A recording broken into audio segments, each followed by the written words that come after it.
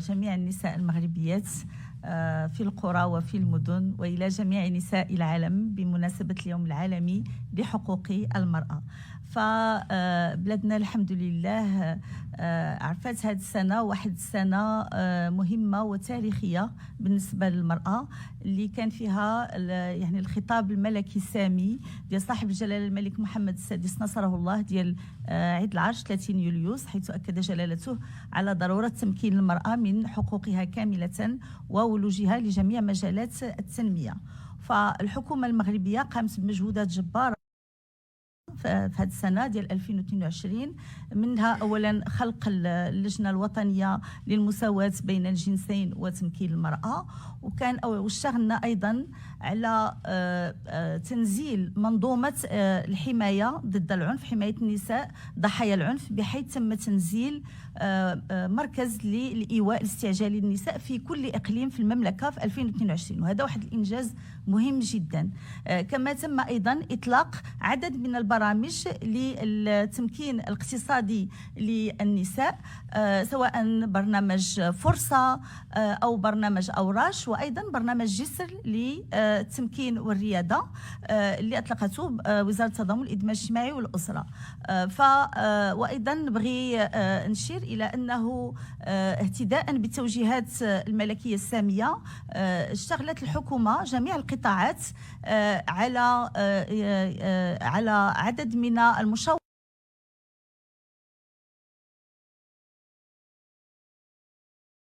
والتواصل مع جميع الفاعلين في المجتمع، بحيث كانت هناك لقاءات قطاعية مع جميع القطاعات، كان هناك لقاءات مع المجتمع المدني، كانت الندوة المناظرة الأولى حول المرأة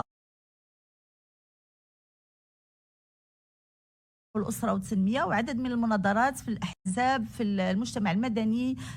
في القطاع الخاص، في كما قلت القطاعات، جميع القطاعات. وهذا مكننا من بلورة واحد الرؤية، واحد المشروع، مشروع ديال الخطة الحكومية الثالثة اللي غادي يتم تقديمها خلال اللقاء اللي تكلم عليه السيد الوزير، واللي كيترأسوا السيد رئيس الحكومة، اللي غادي يكون في 17 مارس المقبل، واللي غادي نقدموا فيه هذا المشروع ديال الخطة الحكومية الثالثة، اللي غادي فيه أيضا برنامج مهم جدا بين البرامج اللي غتعرض، اللي هو مغرب التمكين والريادة. وقبل ما يعني نكمل الكلمه ديالي، نبغي نشير الى انه عاد رجعت اليوم من نيويورك هذا الصباح، وكان يومين بدون توقف في نيويورك، وكان تقديم كل المنجزات اللي حققتها بلادنا هذه السنه، وصراحه كان تنويه بالمغرب في جميع المحافل واللقاءات اللي حضرنا فيها، كان تنويه سواء من المنتدى الدولي او من الدول العربيه، واللي كان تنويه كبير بما حققه المغرب وبالمقاربه المبدعه اللي جا بها المغرب، خاصه في اعتماد الرقمنه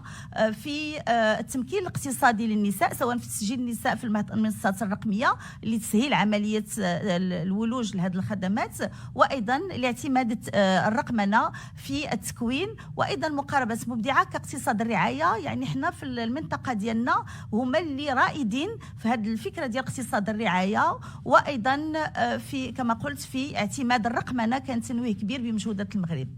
تنشكركم، تنتمنى اني جاوبت على الاسئله ديالكم، شكرا لكم.